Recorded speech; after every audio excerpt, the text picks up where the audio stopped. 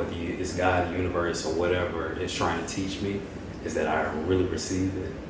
And I do all the necessary things and do the work to make sure I rise to my next best self. Welcome to another episode of As Told by Millennials. It's David. I'm Denzel. I'm Milton. And hey, I'm back again. It's my week J here on the season premiere. Season 2, guys. Season 2. Season 2. We made it. Yeah.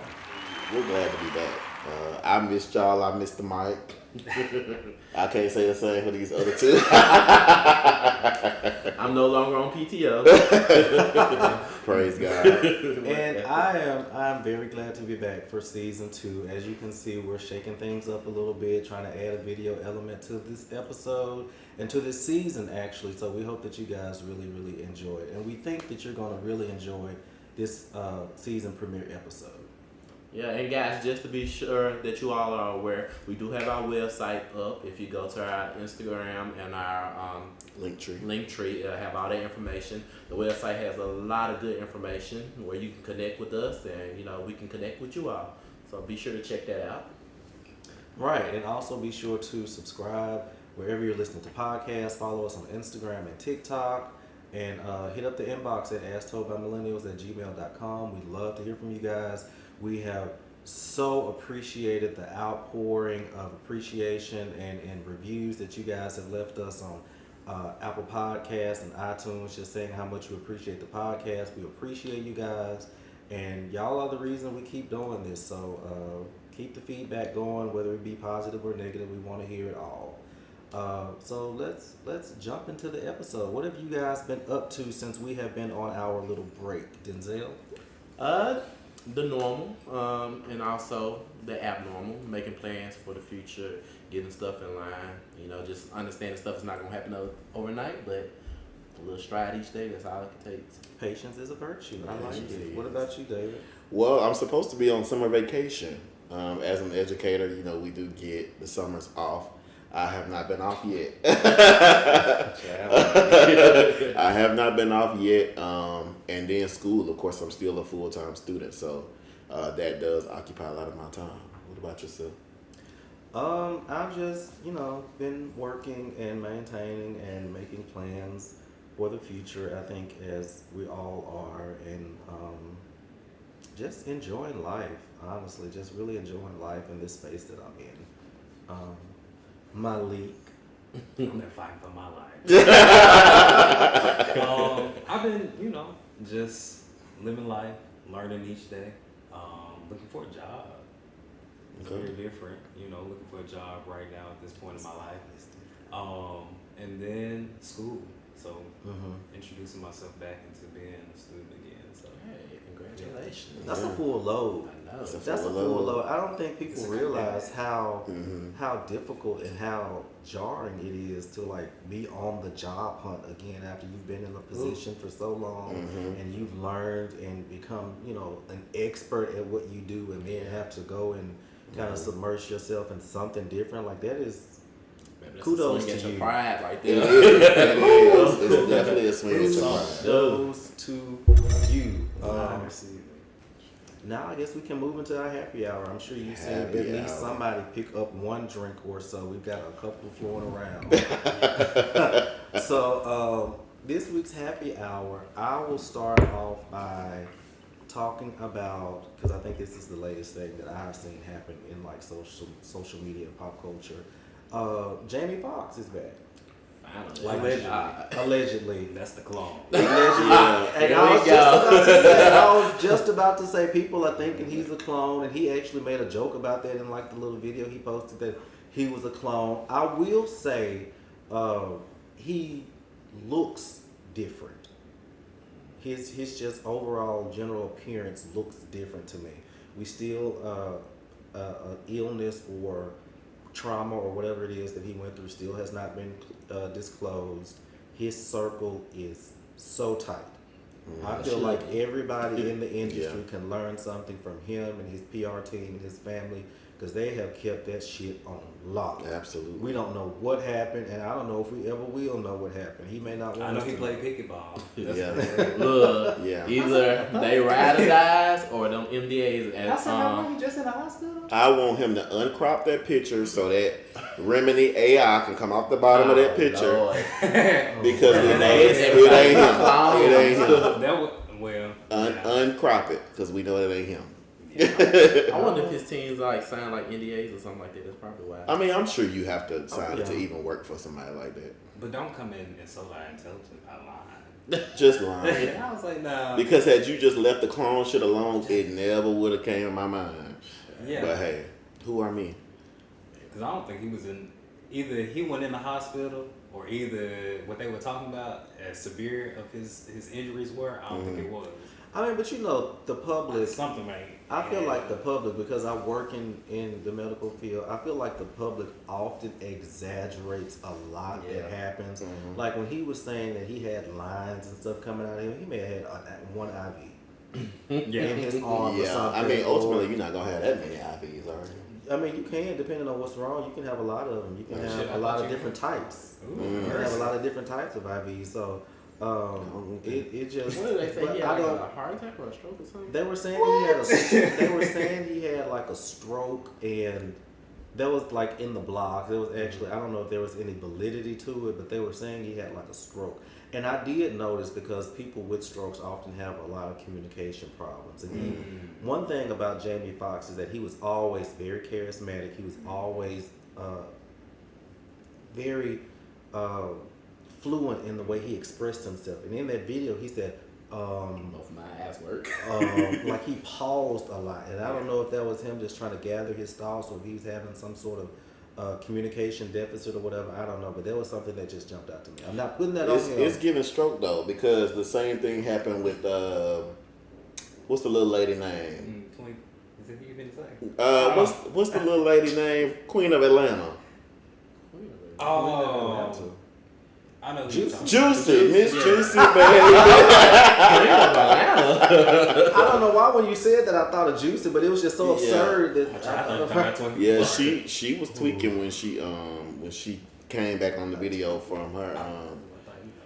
Don't y'all say nothing about Twinkie Clark. Leave her alone. I'm gonna be on this floor laid out. Shit. I mean, what else is going on in the media though? We may as well just go ahead and talk about it. Carly Russell. Is that her name?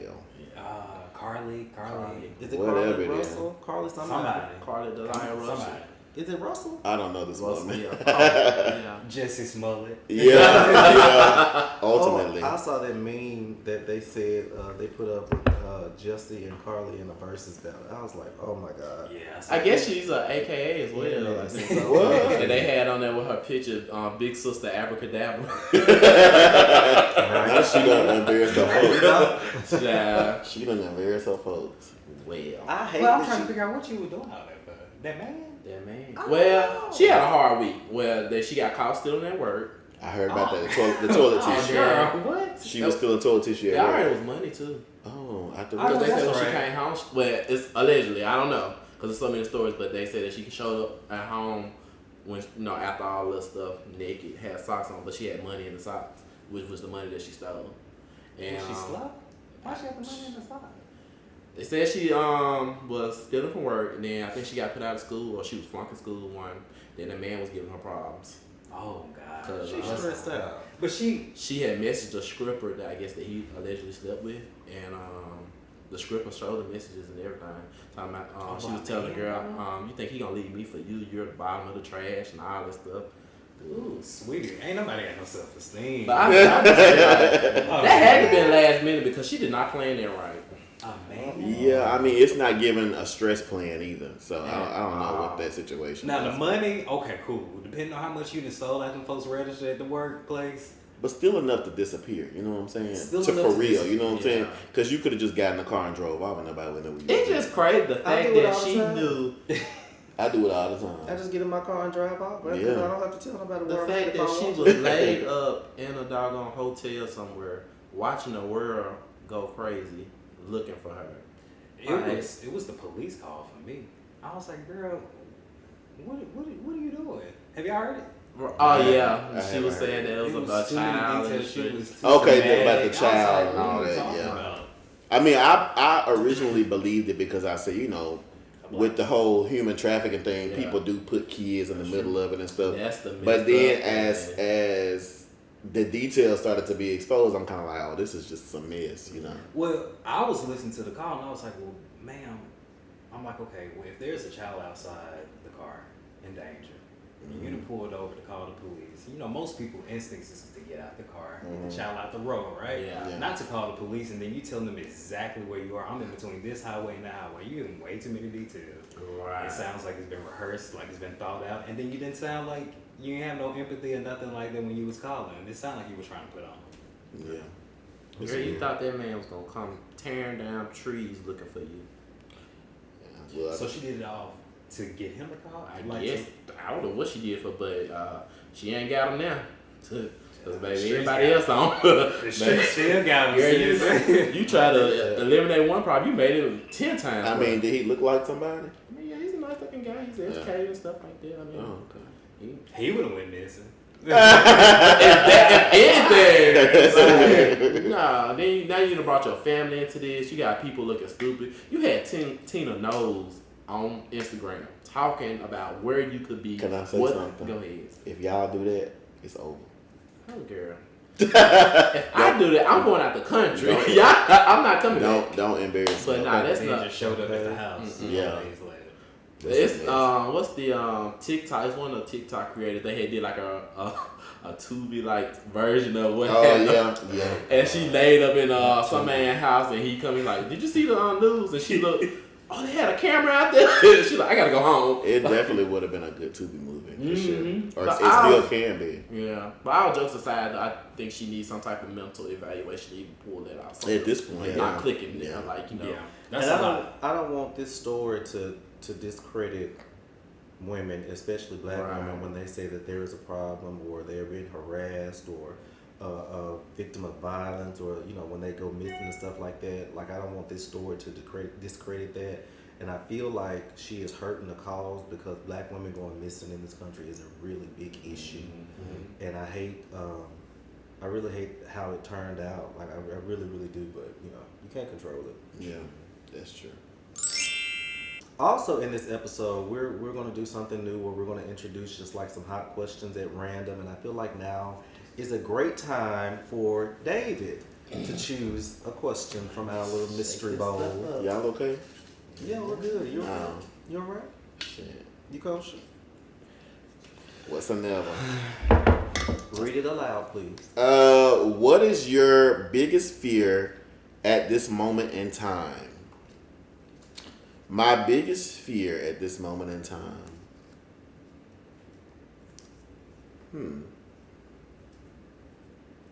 My biggest fear. I don't really know the answer to that question. I mean, I would say my biggest fear is maybe like dying too soon. Like dying too early, like at a young age. That's one of my biggest fears. And I just feel like it's only because I have so many goals and dreams. And that's really all it's about. I want to do so much with my life. And I mean, I'm happy. I'm doing the things that I love. I'm happy with work and all those things. But I just want to do it all. I want to do everything that I have ever dreamed of doing. And I want to live long enough to do all of it. That's it. What about yourselves? My biggest fear is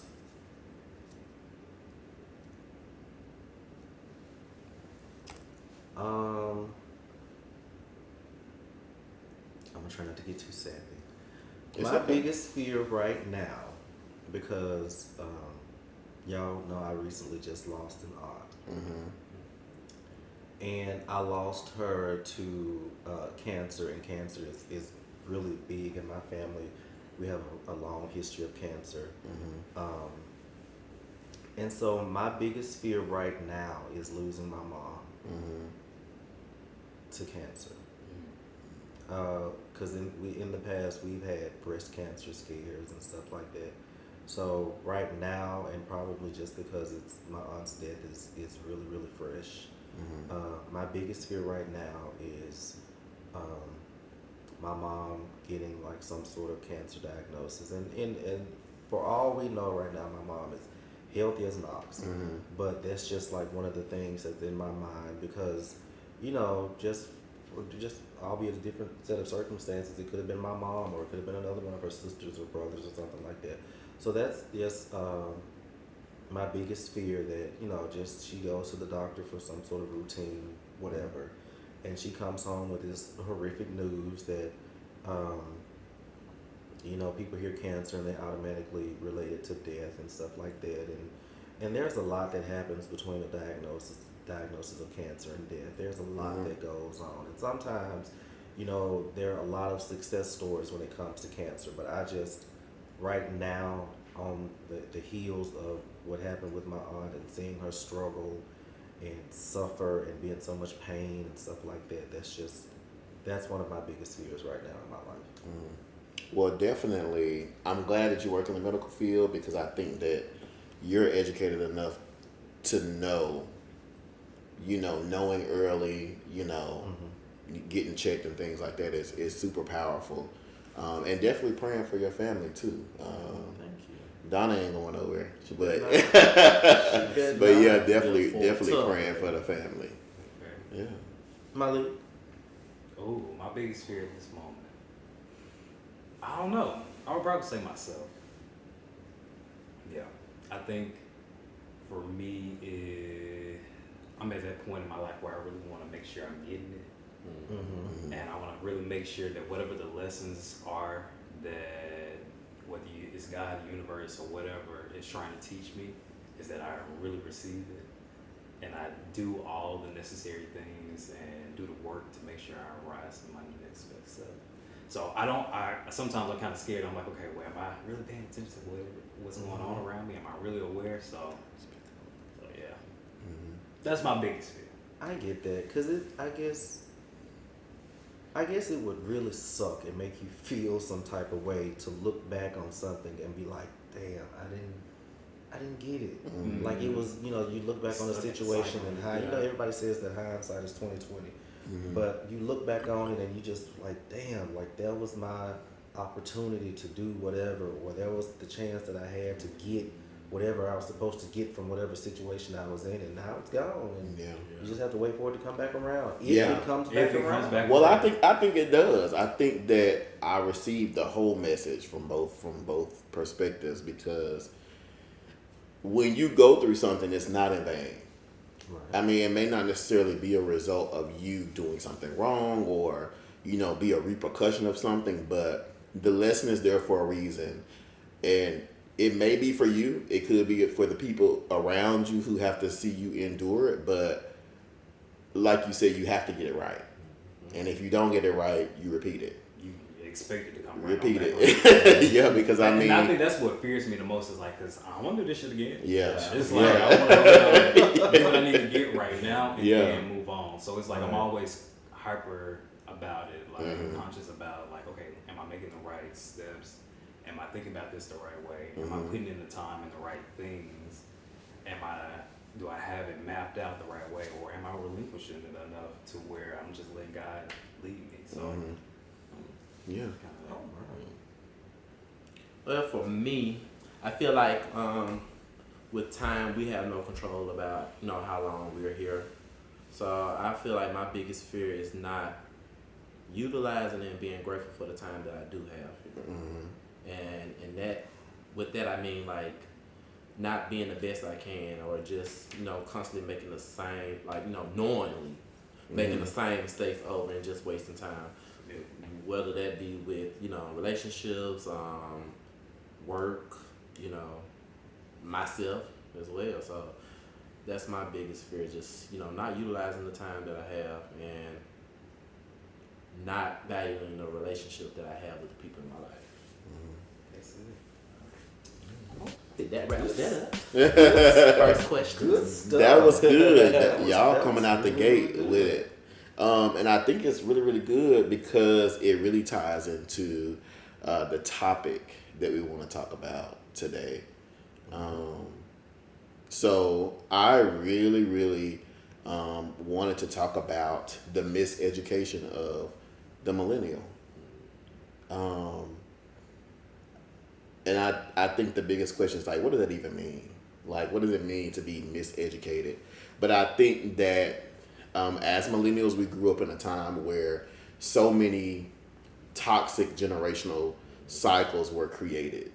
And because I know you guys and we talk all the time, I don't think it'll be too complex for you guys to pick up, where this is going. But I mean, if you think about it, how many things that our parents teach us that they were kind of teaching us in survival mode, and we had to unlearn those things.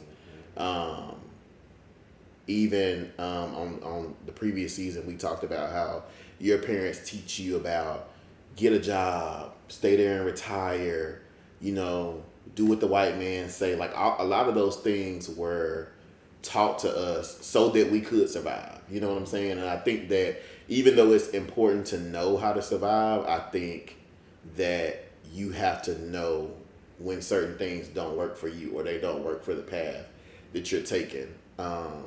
And I want us to just kind of talk about ways in which we can break some of those patterns that haunt us and our families as millennials or as people who were raised by, the generations before us who really just wanted us to know how to fight and know how to survive. Yeah.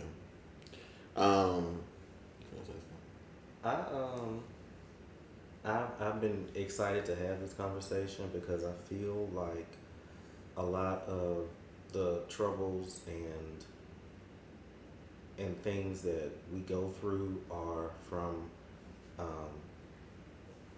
cycles of things that just don't serve us. I feel like they're from us picking up on habits and just doing things a certain way because of tradition or because we've always done things that way, and they don't really serve us or propel us forward the way that we would want them to. And I feel like sometimes those things and the way those things are passed down and the people from which those things are passed down are some of the biggest issues that we have in life, as far as trying to reach goals, as far as trying to break cycles, as far as chasing dreams and stuff like that.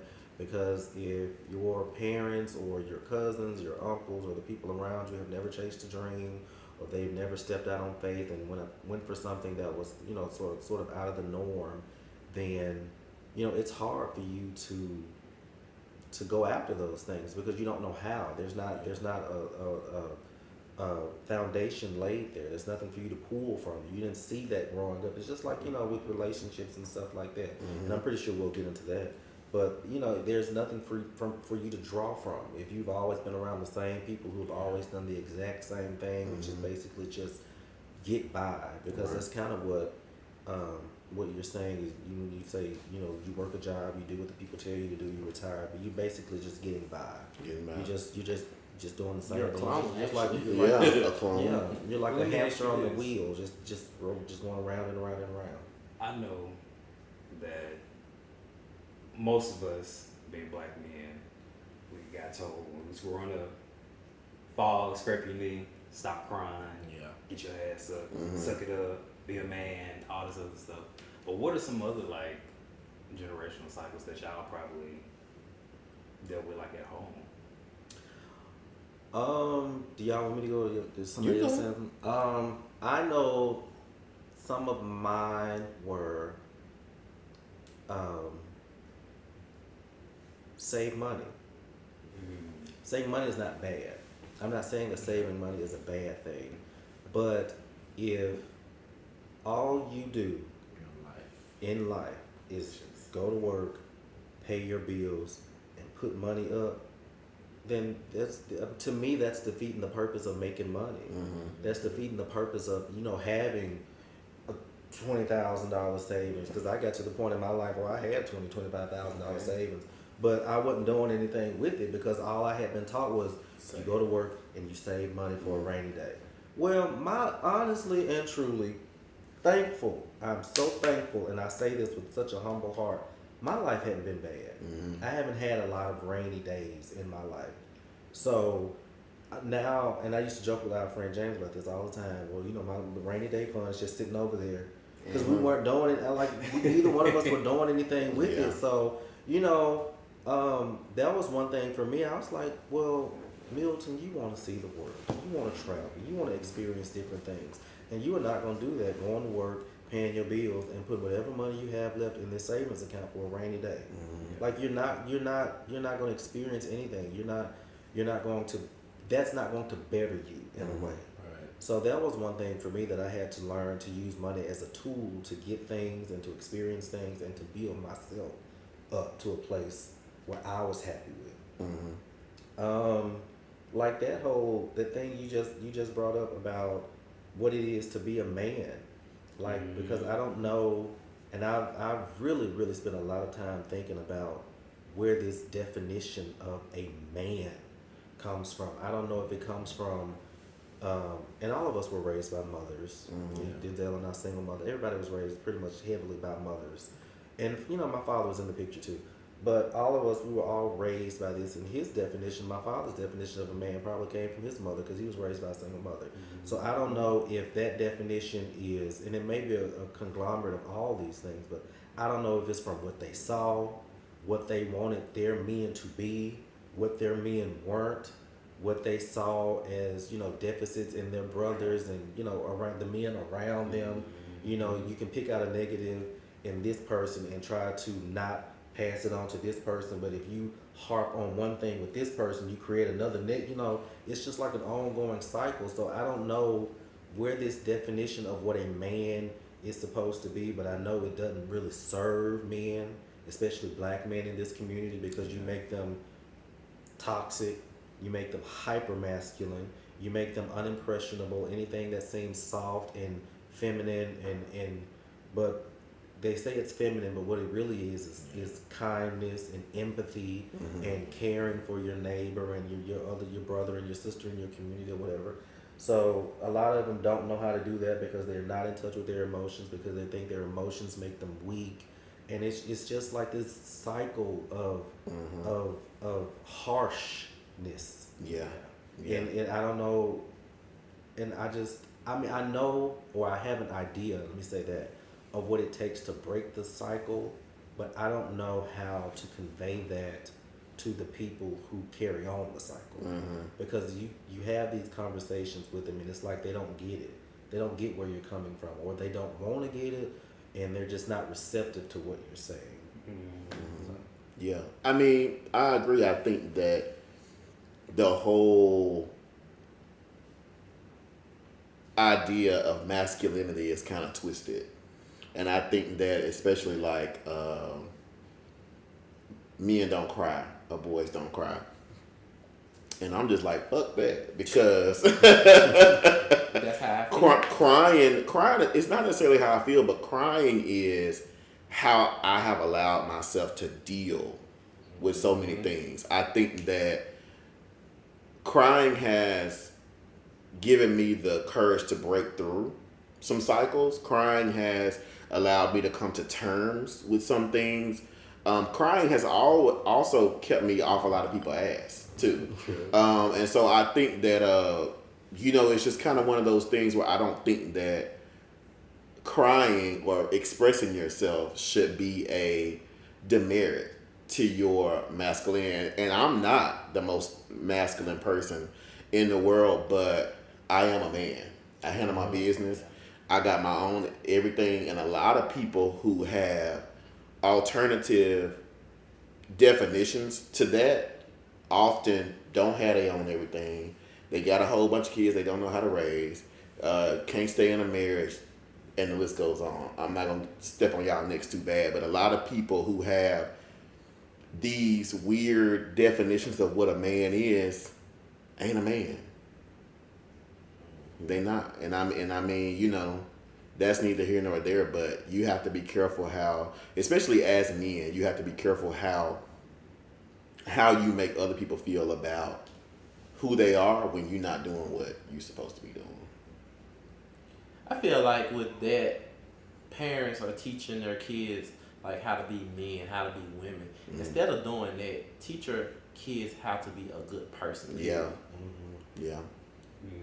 Your life may not fit into the same category as other people's life, so you're trying to say you got to go do this, you got to be head of the house, you got to have this and all that stuff. That's not gonna work. And with me, like generational curse for me and my family is like basically cutting folks off if needed. And it comes from stuff like that, like toxic masculinity or telling how you supposed to be a man, how you supposed to be a woman, whatnot. You ain't gonna tell me that. Look, you lived your life.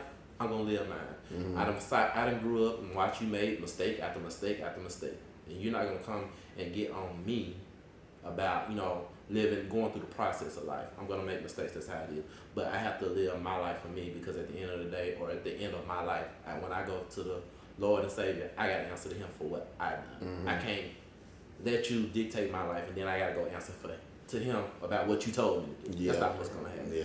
So it's just like I don't like that. Or people just teach your kids to be a good person, and I feel like everything else will come into line real good. Yeah. I think even like back to your point, like how do we fix it? Like as black men, I think, or just black people in general, I think we need to go back and understand what's the root. And the root is, I mean, this is real crazy, but it came from your grandmama, your grandmama, your grandmama, your grandmama, your grandmama who was a slave. And it's like they had to go through something totally different in life, and they had a totally different survival skill that put that in place. And now we just doing it unconsciously and don't even know why. Yeah, I call it and passing it down. And I don't ever want to discredit the things that they had to go through and the ways that they had to live Our struggle is for different. safety. Yeah. But that is not our struggle It's anymore. not our struggle. Right.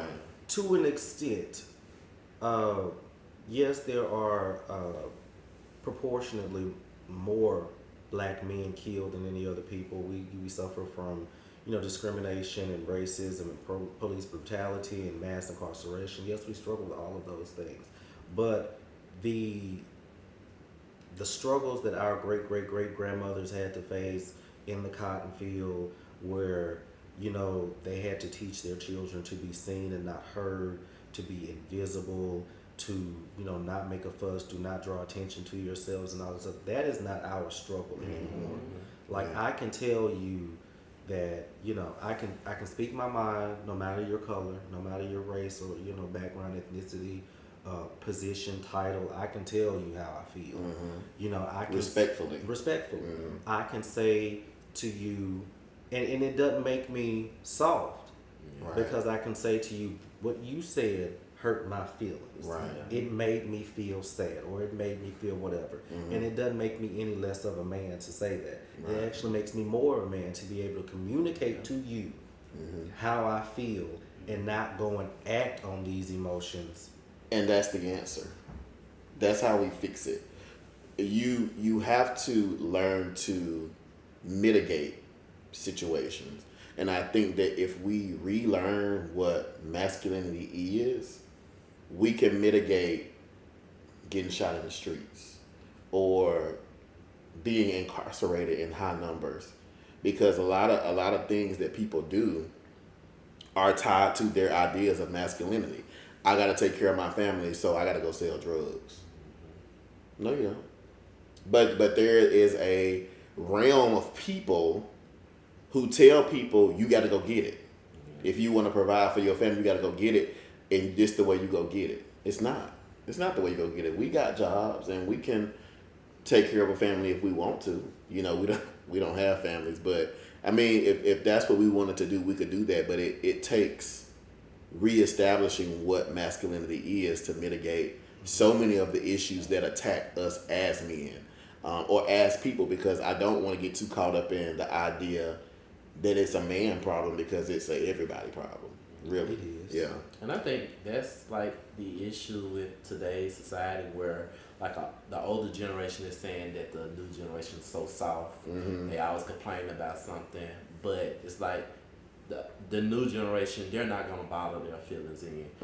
Just because your parents or the generation before you taught you to be like something made of steel and hold your feelings in, that's not how the world is today. And also, a lot of people have an issue with that because they see themselves in these people and like, you have a chance to speak out because I felt like that. But you know, when you see somebody that resembles you and it's a bad side of you, you get, you know, like, ugh. But that's what a lot of people are doing now. Like the younger generation, like they're saying, like, I don't like this. I don't like how this job feels. I feel like you're not paying me enough. And the older generation, like, just suck it up. We did this and this and that. That's not the world we live in. The rent's not the same. Yeah. Okay. And also these jobs don't. There's no respect just because you've been there 25 years. When they get tired of you, they let you go.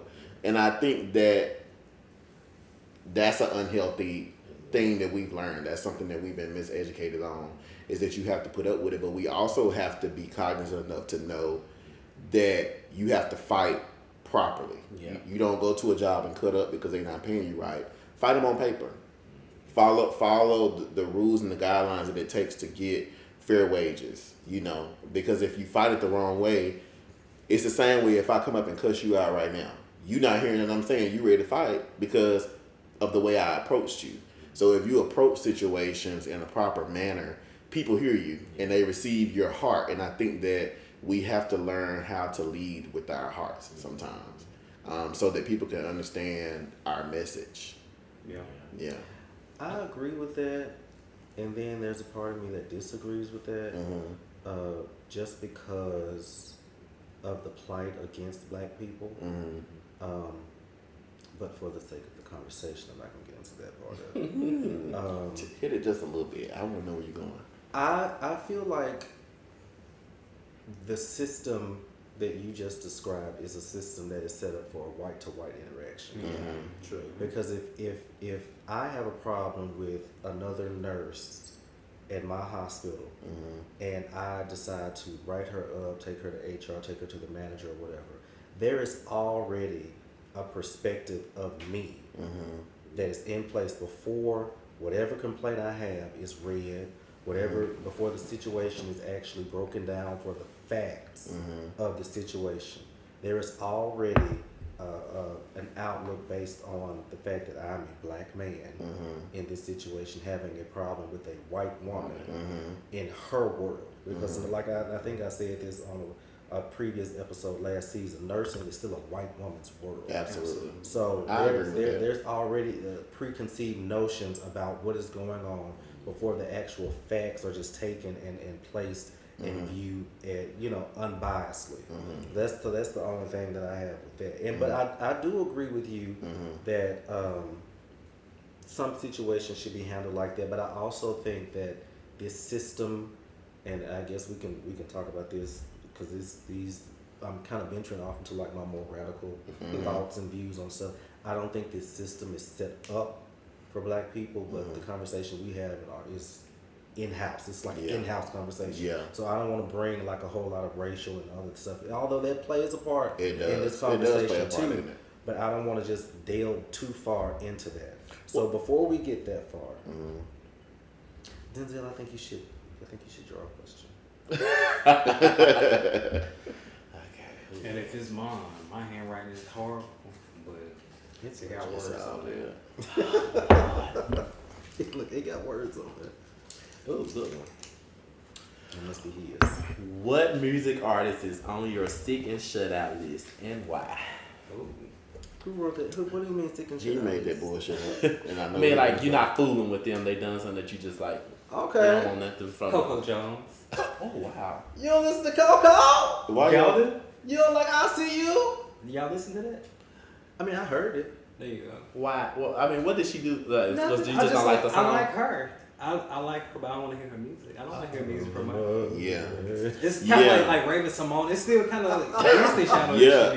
Just grown up. I don't want to hear that. Yeah. I get that. I don't want to hear that. I love her though. I want to see her on Will Smith show.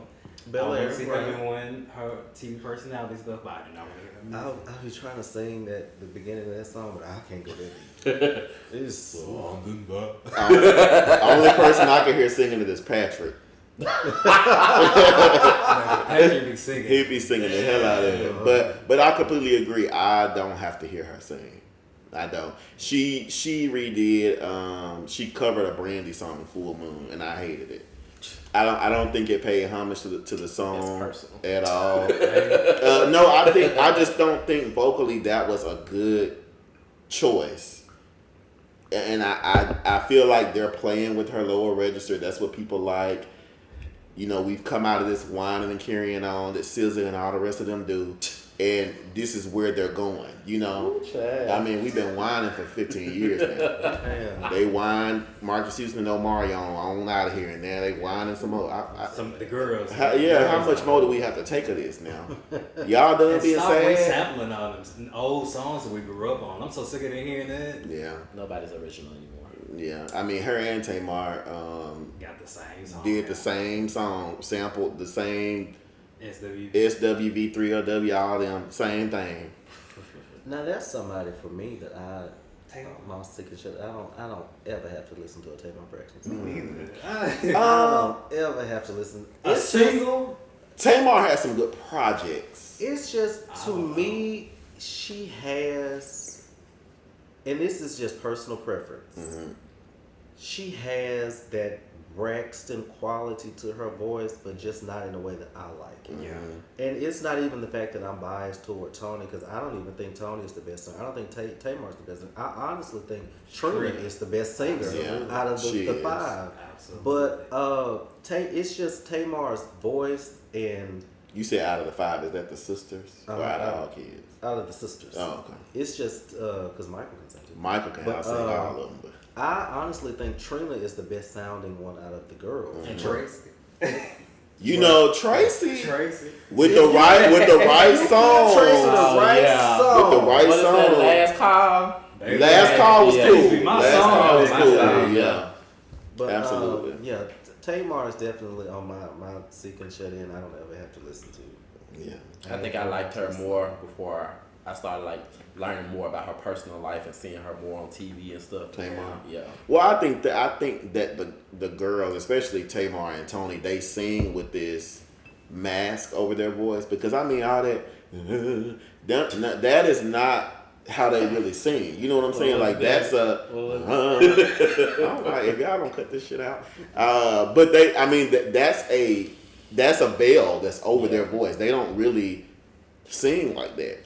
My problem. They can sing songs regular. My problem with Tamar is get somewhere and shut the hell up. Just be quiet sometimes. I'm too old to be doing Less all is this more. stuff. Less Be is more. quiet. Shut your ass up and sit down and act like you're 45. I mean 50 or whatever. However old Same you thing. Who's on your list? Who's on my list that I don't have to hear? That's hard to say. I really love music. Like, I love all different types of music. I would say that somebody that I just don't have to have. I don't know. I don't know the answer to that question. There's nobody that I just hate that bad. Not even Monica.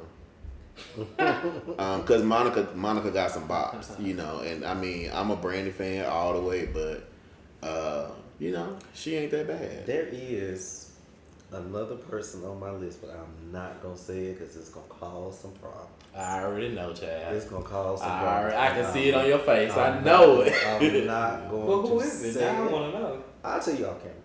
Okay. Okay. I'll take that. I'm not gonna I don't have to hear. I don't have to. I'm not gonna say it. I'm not gonna I'm say not it. gonna say it. We're gonna move Yeah, right personally. along. Huh? Y'all know them personally? There's a very small degree of separation there, but yeah, I just don't have to listen to it. Well, for me, it would be Brian McKnight over him. Brian McKnight. Not because of his musical skills, because he's a bad fucking father. Oh my God. No, Lord. Yeah, I don't fuck with him. Dope fiend drama. How you gonna have a son named after you, then you gonna name another son after you? That's crazy. I thought Brian was dead, but he's not. Oh, Lord, don't kill Might me. as well be. Well, just 2 years ago, he was trying to show people how to make their pussy work. So Oh, my. he had a song got called "Show You How to Make Your Pussy Work." Brian McKnight, Absolutely. the one that was doing the counting song. Go look it up. It's called "Show You How to The Make one Your that got Pussy two Work." sons named after him? Brian McKnight. Brian Donovan McKnight. He don't acknowledge the black one. He acknowledged the white one. But you know, Brian ain't got no money. He had to go over there and play games. You gotta do what you gotta do. Do what you gotta do. Speaking of doing what you have to do, what have y'all learned as y'all have lived and matured and kind of branched off on your own path away from your family and in your home unit? What have you learned that you don't have to do anymore? Like, you don't have to do it that way. Like, it doesn't have to be the way that you have always done things. It doesn't have to be this one way to do this. It doesn't have to be this one path to get to where you're trying to go. What have you learned that, I can take this path and still end up, where I want to be, or I can do, I can cook my meat first and then boil my noodles for my spaghetti. Like, what have you learned that you don't have to do it the way that it's been passed down to you? Stop saving grocery bags. got a whole fire. Where are we going with it? What are we going with? I'm like, what the fuck am I finna put up in this shit? Why do I have this?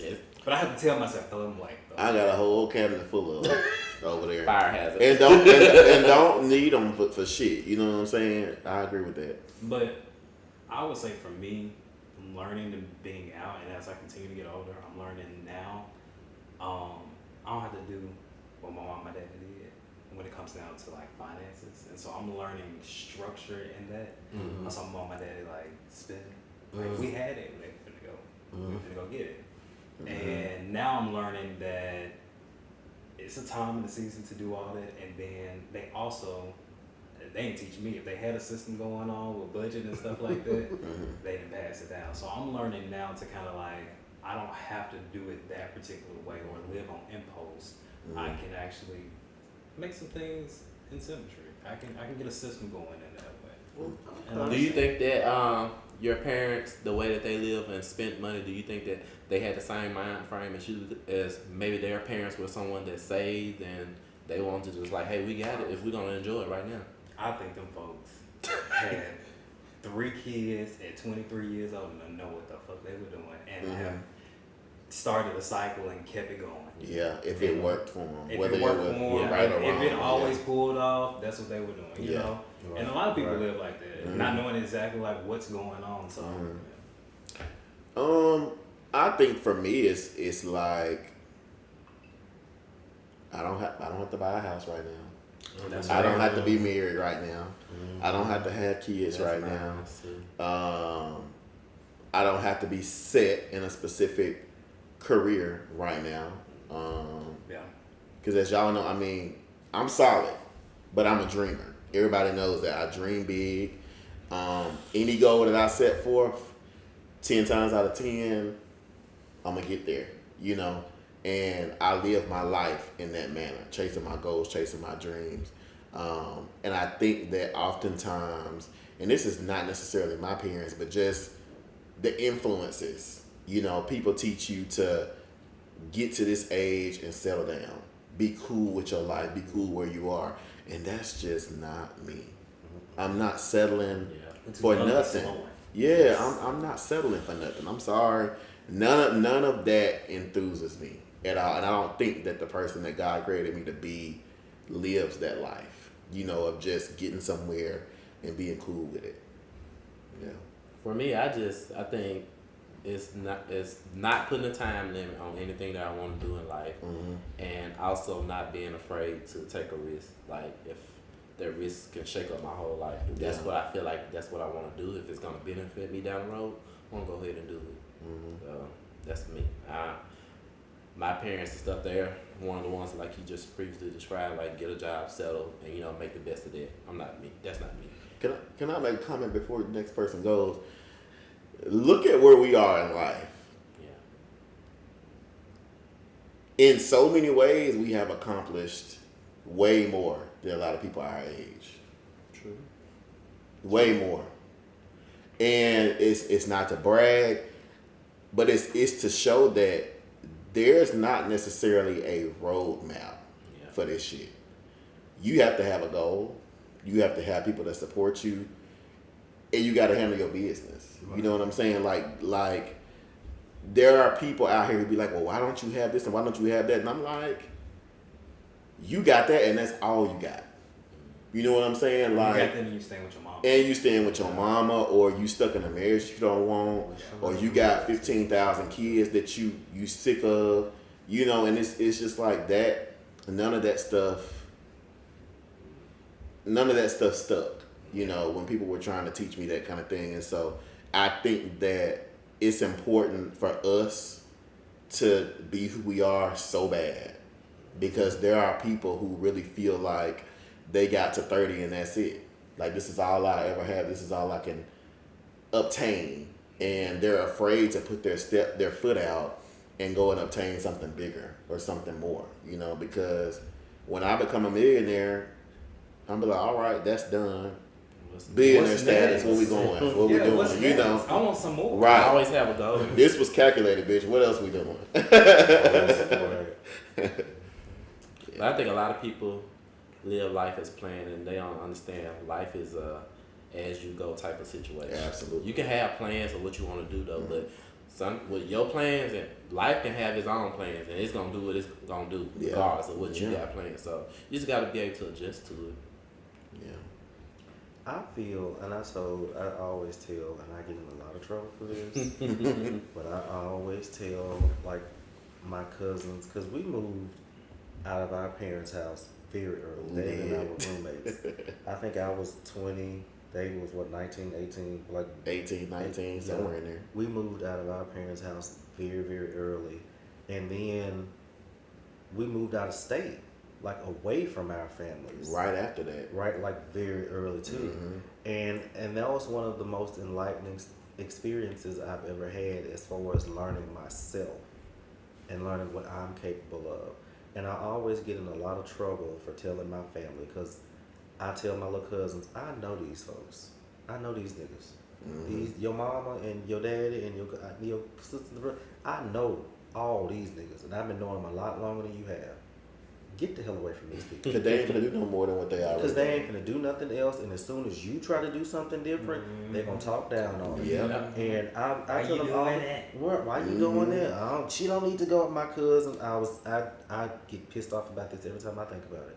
My cousin had an opportunity to move out here to Texas to be like a district manager for some logistics company or something like that, and all her family was saying, my aunt and her cousins and sisters and stuff, you don't need to go out there by yourself. You ain't never been away from home. Who gonna take care of Addison while you out there? And I'm like, she take care of herself now. She don't ask y'all for nothing.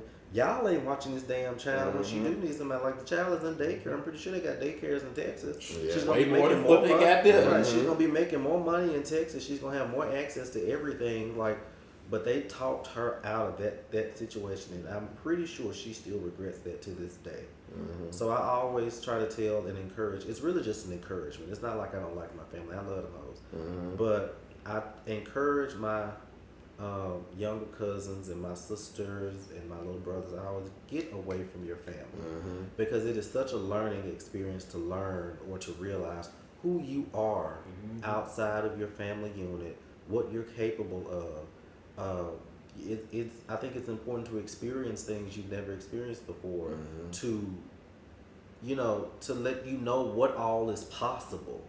And then when you realize what all is possible, you can form your dreams around that, and then you can start to go and strive for these things. But if you never know that it's possible to be a 7-figure entrepreneur, like, because you've never seen that, because all of your people go, all of your family goes to work and, are proud of, $30,000, $45,000, $50,000 a year. And I'm not saying that there's anything wrong with that, but if that's not what you want, then you shouldn't settle for that.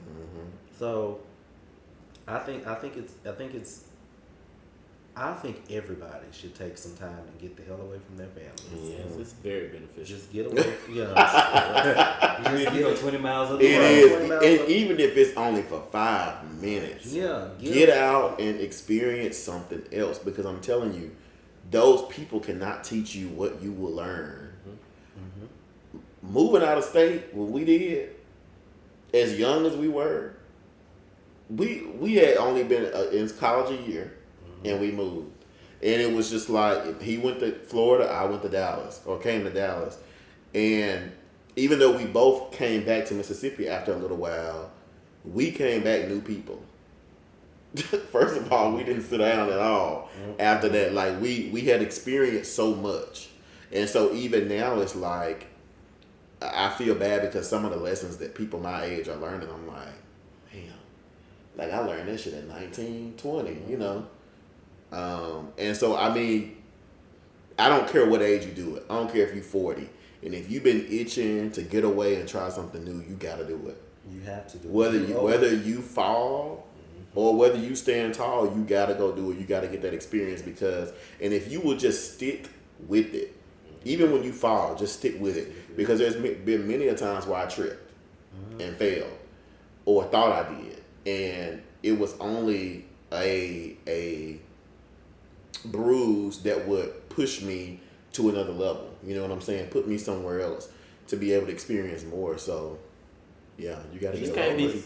You owe it to yourself. You owe it to yourself. You Absolutely. owe it to yourself to chase your dreams and to be the best version of yourself that you can be. Yeah. You gotta just be able to get out and just like understand. Don't be afraid to fail because everybody fails at some point in life. And if they haven't failed yet, trust me, it's coming. It's coming. That's just part of life. That just goes with like breaking away from like unrealistic expectations. Yeah. Like, you know, some people just, especially your family, they will put expectations on you to be this and be that. And then while you're going through your trials and tribulations and climbing your mountains, it's like people will make you feel like, oh, you failed. Yeah. Or like you didn't do it. But I was like, shit, I bumped my knee. I'm gonna get up and try it again. Let me clean my womb up, and then I'm gonna go back. I know what not to do. I know what not to do. I think Yeah. you and I had the conversation where people get it misconstrued that failure and success are like opposites. Right. Failure is a part of success. Let me tell you something. Nobody If you haven't succeeds without failed, failure. you ain't going no damn where. Right. And if you live in your life trying to get around, not making this mistake and that mistake, oh, You in a cycle. you in a sad cycle, and it's gonna always catch up with you. Like, you cannot be afraid to bump your head. You cannot. And if you're doing it with the right purpose or the right intention, when you do fall, and not to even go biblical, but Scripture says He always prepares an exit. Always. So there's always a way through. But will you be able to stand through it and actually fight? Every day. You gotta fight. Showing up. I'm out here. Yeah. Where you at, bro? Where you at, Lord? And many times I've been on my knees and be like, hey, Lord, what up? Hey. Now I done told you I'm out here for you. What we doing now? What we doing? Show me something. But you know, having failure part of your journey, it makes you appreciate the success at the end. Because if you just go through life and everything is a success with no issues, you're gonna lose track of being grateful for what you have. Yeah. Because there's no point of being grateful because everything's gonna be good. But failure shows you that, hey, you gotta put in a little work, and look how much work you put into this. So Yeah. Ask me a question, please. question time. Question. Now watch I get something absolutely scandalous. Yeah. Watch. You put some scandalous shit in there. It looks scandalous. It's long. If you had to choose between your first love and your recent ex to live the rest of your life with, who would you choose? I'd die. Wow.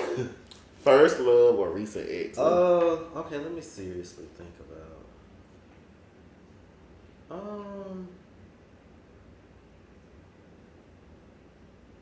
Yeah, I'd die.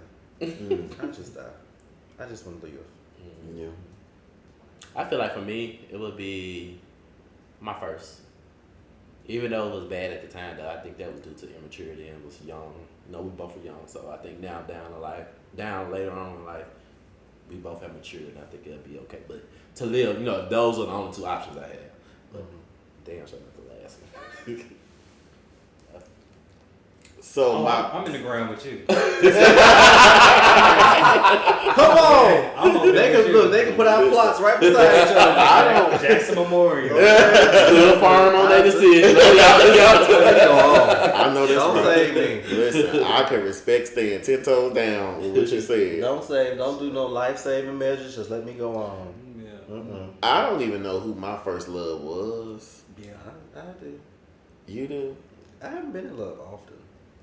You remember? Oh, you remember who I mean, yours? I first thought you love, remember not just first person. First love, like first person you really had feelings I don't for. know. I remember. I don't know, but I don't know what that was, but I think that what I will say is that all of it taught me a lesson. And where I am now, I wouldn't make a lot of the same mistakes that I made then. Even though 10 times out of 10 the other person was at fault, I do realize where my mistakes came in and why me and that person may or may not be together or cool or whatever. But it's just it's life. I'm not caught up on It taught me that I would just those rather go ahead and things. die. Yeah. I would just rather go ahead and die. We might as well pull one more. Let's pull one more. Who hadn't pulled? Malik haven't pulled. Or is it your second time? I haven't pulled it. Oh, okay. I hope you don't get your own. Probably not. I don't think I'll get this one. Yeah, this is mine. What are some places that you guys are planning on traveling in the next year or so? We're going to LA for New Year's. Yeah. And I want to say we planned something. I know we want to go back up to the DC area. We want to go back we're gonna northeast. go back to DC at some point. And you said you want to go visit Seattle too. Oh yeah, I'm going to Seattle. Y'all should record when y'all go. Y'all should go together and record. Yeah, absolutely.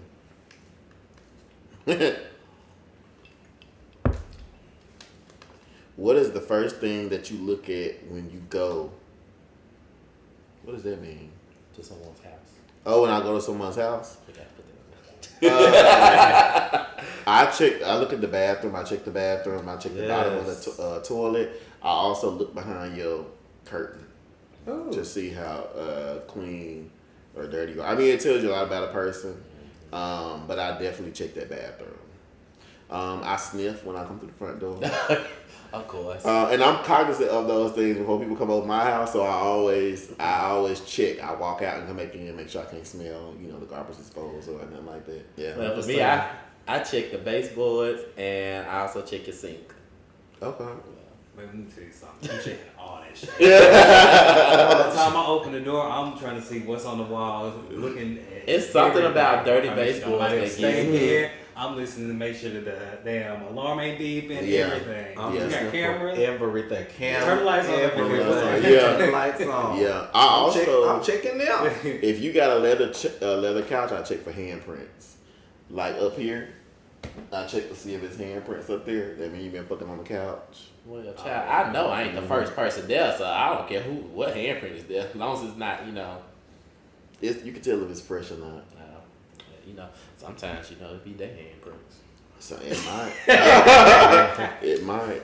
I hate y'all so much.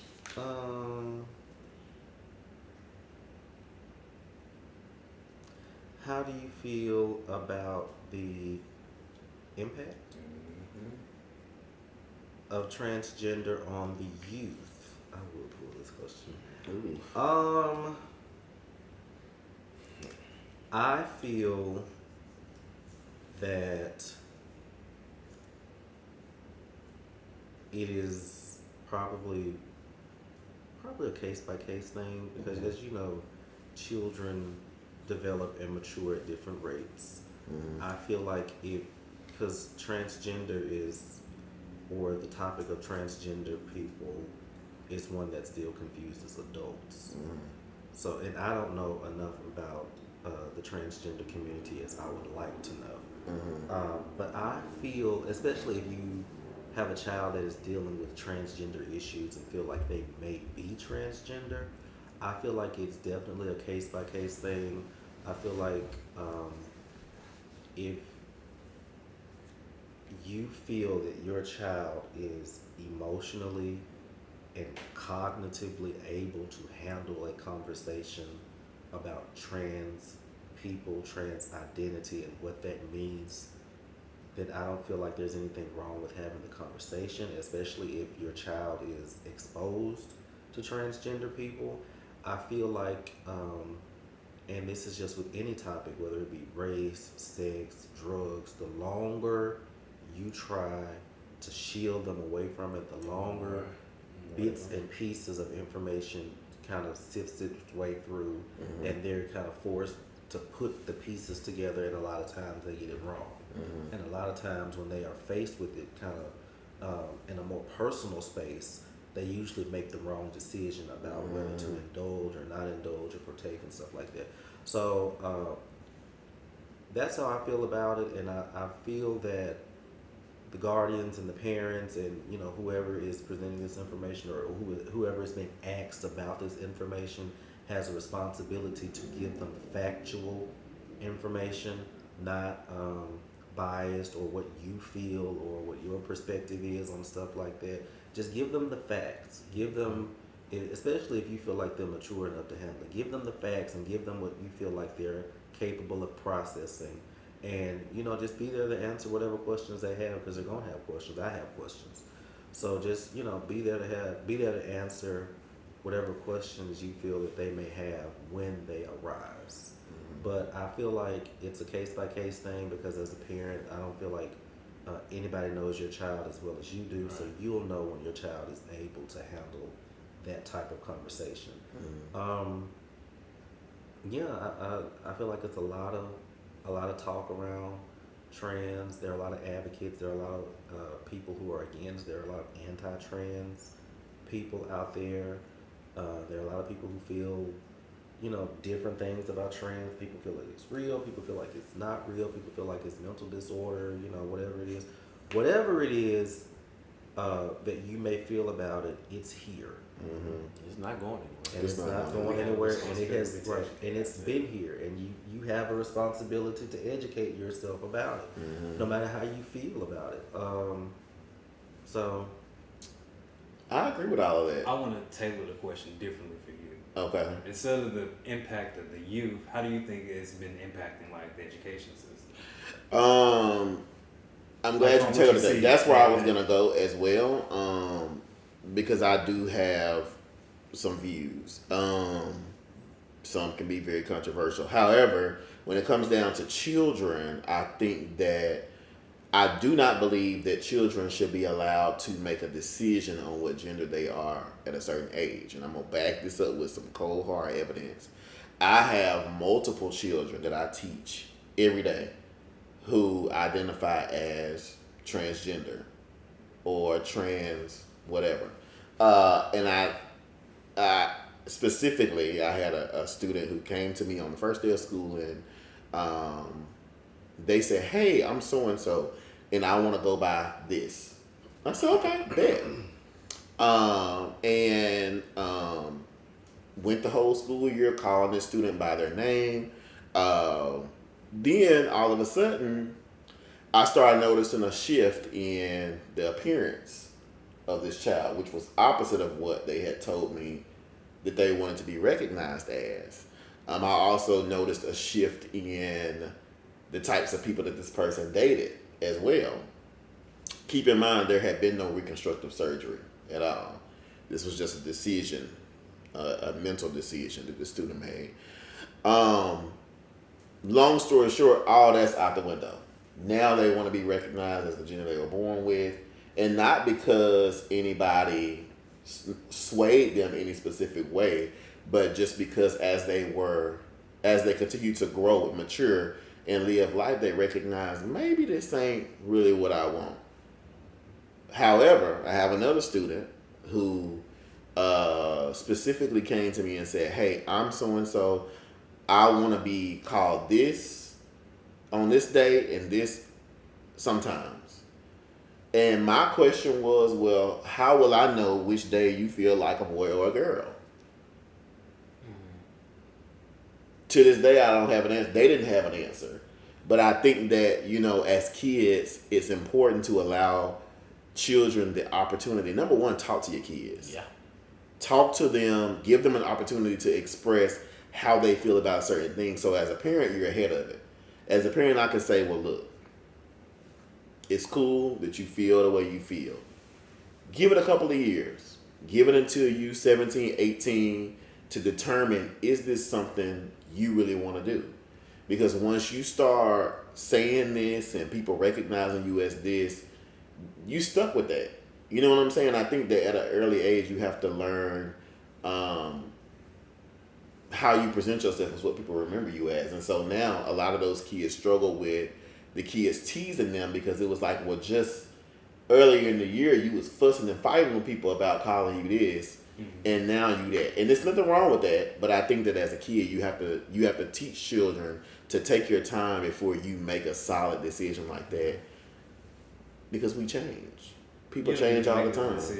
You don't need to be making that decision at that age, I feel like. Especially not you as a parent letting them go out here and cut on themselves and change themselves at that age, and then when you become an adult. How many of us have changed from being young, I agree with you about the surgical part of it, but I feel like children have always made that sort of decision because you have always seen, the what we would classify as overly feminine guy who grows up to be, super masculine, and you've seen the tomboy who grows up to be, super feminine or whatever. I feel like children have always sort of made that decision, but I feel like now that there are words and verbiage and a language to express that, now that's coming apart. Now it's coming to a head, and people are like, well,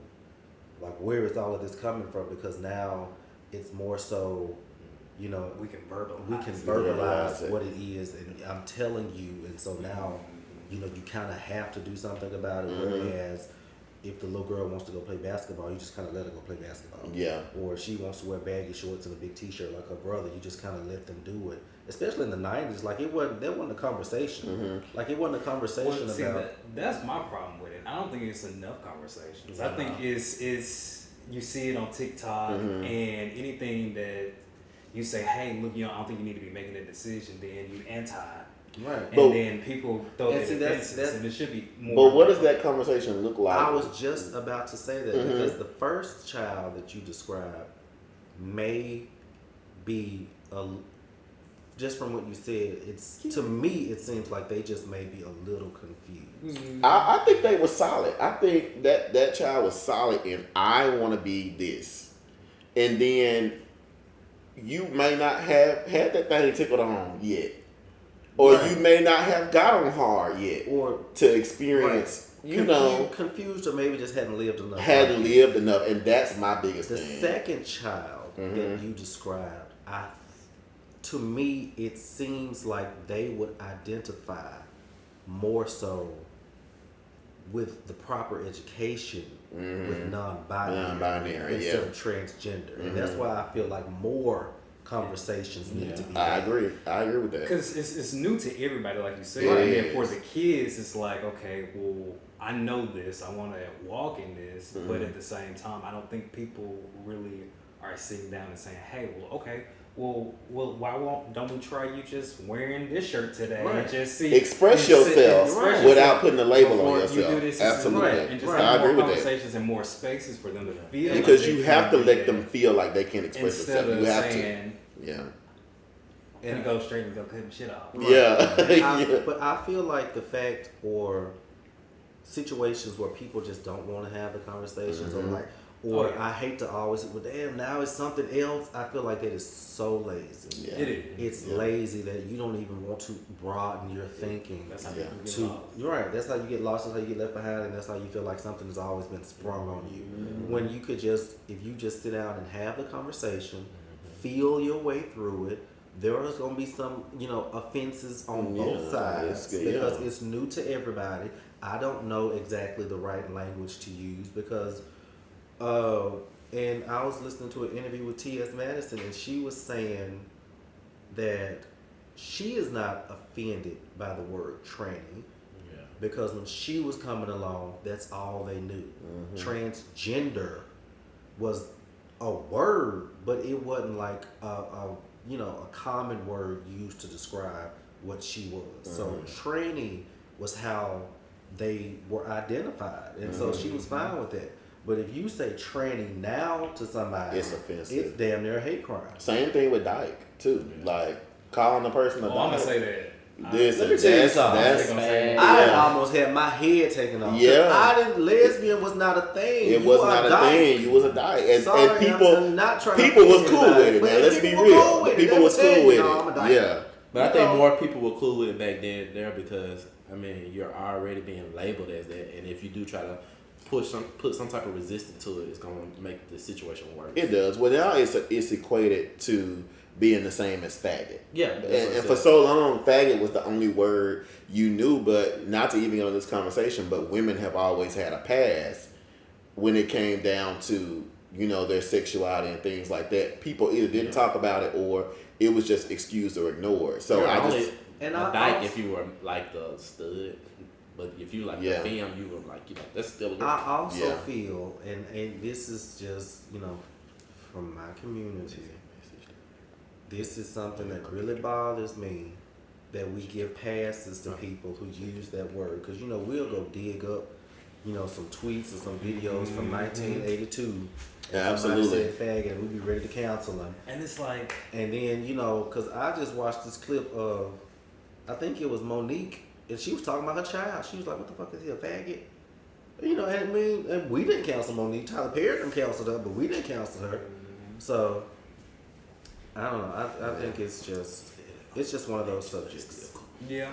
It's just I one think of those the more subjects. that we continue to kind of like navigate through the newness of it, we'll find a definition that kind of like mediates both sides of it. But see, I'm just so respective of the person. If you tell me that today is Monday and I don't want to be called Tom, it's that. I want to be called Sheena. I'm like, okay, what's I'm up? gonna call you Sheena. I'm gonna call you Sheena. Like, it ain't no big. It's not a big deal to me because I respect you enough as a person to be able to say, if that's what you want to be called, I don't have no problem with that. As long as you don't change every week, we good. You can change every week. You can change. If I walk up like, what's up, Malik? I'm not Malik today. My name is Myra. Okay, well, what's my bad? My name Myra. What's up? I ain't man, my bad. I don't respect it, but I'm gonna say something. I'm gonna ask you to say. My only thing, it's whatever. My only thing is with the transgender thing.